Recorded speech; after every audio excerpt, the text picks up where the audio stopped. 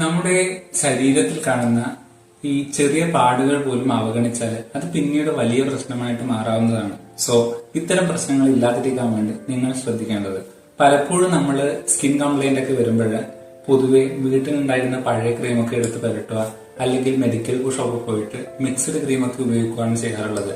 ഇത് അന്നേരം അല്ലെങ്കിൽ ആ ഒരു സമയം താൽക്കാലിക ആശ്വാസം നൽകുമെങ്കിലും ചില മെഡിസിനൊക്കെയുള്ള അല്ലെങ്കിൽ ചില ക്രീമുകളിലുള്ള സ്റ്റിറോയിഡ് പോലുള്ള കണ്ടൻസ് അത് പിന്നീട് ഈ അണുബാധ വർദ്ധിപ്പിക്കാനോ അല്ലെങ്കിൽ സ്കിന്നിൽ ഡാമേജ് ഒക്കെ ഉണ്ടാക്കാൻ വേണ്ടിയിട്ട് വലിയ തരത്തിലുള്ള സാധ്യത വർദ്ധിപ്പിക്കുന്നുണ്ട്. സോ നിങ്ങൾ ശ്രദ്ധിക്കേണ്ടത്, ഇത്തരം കാര്യങ്ങൾ നിങ്ങളുടെ ശ്രദ്ധയിൽപ്പെട്ടാൽ ഈ സ്വയം ട്രീറ്റ്മെന്റ് നടത്താതെ ഒരു ഡോക്ടറെ കൺസൾട്ട് ചെയ്യാനും ഇത് പ്രോപ്പറായിട്ട് ട്രീറ്റ് ചെയ്ത് മാറ്റാൻ വേണ്ടി ശ്രമിക്കുക.